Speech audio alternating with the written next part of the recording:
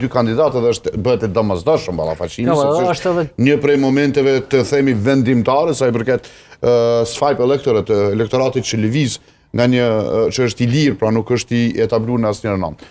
Por në vendet e tjera me pas ose mos me pas debat është kryesisht vendimi përgjithësi e ekipeve. Po në shumicën e vendeve demokratike ka debate. s'ka të bëj veç me Që rajoni, largoje rajonin prej kësaj në domethënë debate ka. Kjo më shumë është çështje kulturës politike të vendeve të caktuara, po mendoj që shumë e rëndësishme është edhe në çfarë mase është, nëse mund të them kështu, konkurrueshmëria e tyre.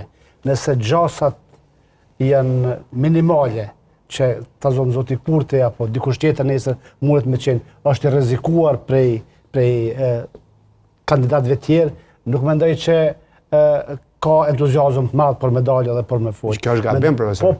Se nes mas pari kjo është praktik në gjitha vendet. Jo, se nuk nëse ka një garë e cila mundet pa marrë për që të shtrojmë qartë, pa marrë parasysh ç'është do të jetë epilogu i një debati, nuk mendoj që ndikon aq rëndësisht në rezultatin përfundimtar.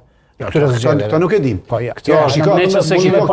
Pora nuk e dim. Por se në situata ta zonë, përpara kur kanë qenë për afërta, kur janë partitë për afërta, skandalas atëherë. Po asatëherë skandal, po atëherë ka pas kuptim me dal. Po edhe tash ka kuptim. Atëherë ka pas sepse kuptim me dal. prap për shembull, ne kemi pas sigurisht që unë absolutisht unë jam pro. Atë ta kem qartë, unë vetë jam me fol si fenomen që është ndodhur në vende tjera.